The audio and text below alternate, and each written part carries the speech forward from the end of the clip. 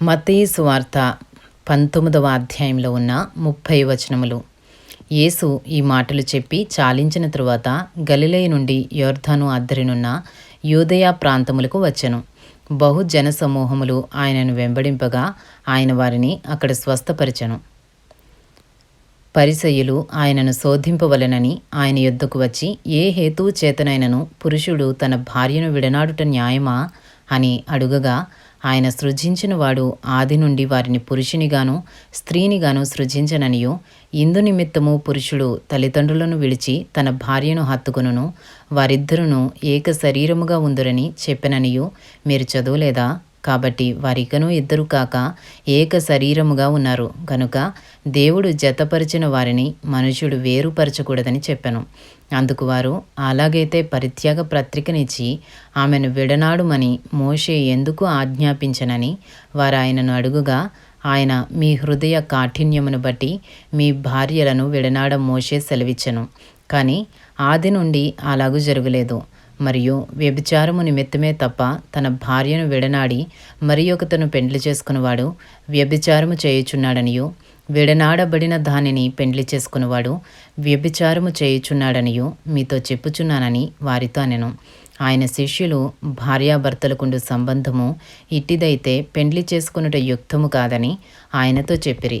అందుకైన అనుగ్రహము నొందిన వారు తప్ప మరి ఎవరునూ ఈ మాటను అంగీకరింపనేరరు.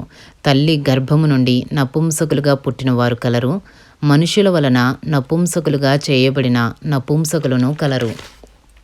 పరలోక రాజ్యము నిమిత్తము తమ్మును తామే నపుంసకులనుగా చేసుకొనిన నపుంసకులను కలరు. ఈ మాటను అంగీకరింపగలవాడు అంగీకరించునుగాక అని వారితో చెప్పెను. మత్తయి సువార్త 19వ అధ్యాయము 13వ వచనము నుండి. అప్పుడు ఆయన వారి మీద చేతులుంచి ప్రార్థన చేయవలెనని కొందరు చిన్నపిల్లలను ఆయన యొద్దకు తీసుకుని వచ్చిరి.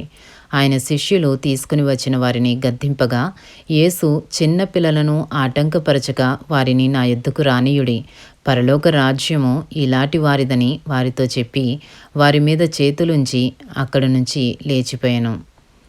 మత్తయి సువార్త 19వ అధ్యాయము 16వ వచనము నుండి. ఇదిగో, ఒకడు ఆయన ఎద్దుకు వచ్చి, బోధకుడా, నిత్య జీవము పొందుటకు నేను ఏ మంచి కార్యము చేయవలెనని ఆయనను అడిగెను. అందుకైన, మంచి కార్యమును గూర్చి నన్నెందుకు అడుగుచున్నావు? మంచివాడొక్కడే, నీవు జీవంలో ప్రవేశింపగోరిన యెడల ఆజ్ఞలను గైకొనుమని చెప్పెను. అతడు ఏ ఆజ్ఞలని ఆయనను అడుగుగా, యేసు, నరహత్య చేయవద్దు, వ్యభిచరింపవద్దు, దొంగిలవద్దు, అబద్ధ సాక్ష్యము పలుకవద్దు, తల్లిదండ్రులను సన్మానింపుము, నిన్నువలే నీ పొరుగువానిని ప్రేమింపవలెను అనునవియే అని చెప్పెను.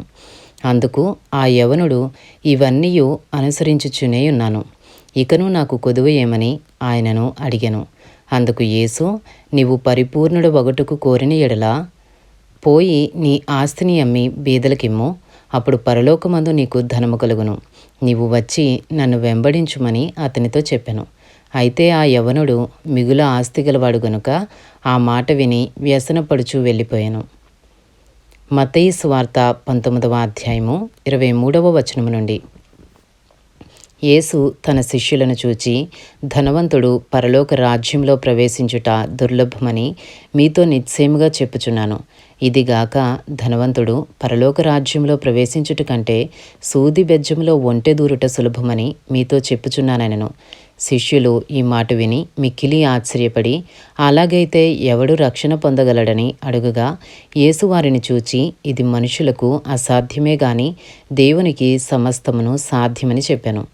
పేతురు, ఇదిగో మేము సమస్తమును విడిచిపెట్టి నిన్ను వెంబడించితిమి గనుక మాకేమి దొరుకునని ఆయనను అడుగగా, యేసు వారితో ఇట్లనెను, ప్రపంచ పునర్జన్మనమందు మనుష్య కుమారుడు తన మహిమగల సింహాసనం మీద ఆసీనుడై ఉండునప్పుడు నన్ను వెంబడించిన మీరును 12 సింహాసనముల మీద ఆసీనులై ఇశ్రాయేలు 12 గోత్రముల వారికి తీర్పు తీర్చుదురు. నా నామము నిమిత్తము అన్నదమ్ములనైనను, అక్క చెల్లెండ్రనైనను, తండ్రినైనను, తల్లినైనను, పిల్లలనైనను, భూములనైనను, ఇండ్లనైనను విడిచిపెట్టిన ప్రతి వాడును 100 రెట్లు పొందును. ఇదిగాక నిత్య జీవమును స్వతంత్రించుకొనును. మొదటివారు అనేకులు కడపటివారగుదురు, కడపటివారు మొదటివారగుదురు. ఇంతటితో మత్తయి సువార్త 19వ అధ్యాయంలో ఉన్న 30 వచనములు పూర్తి చేయబడినవి.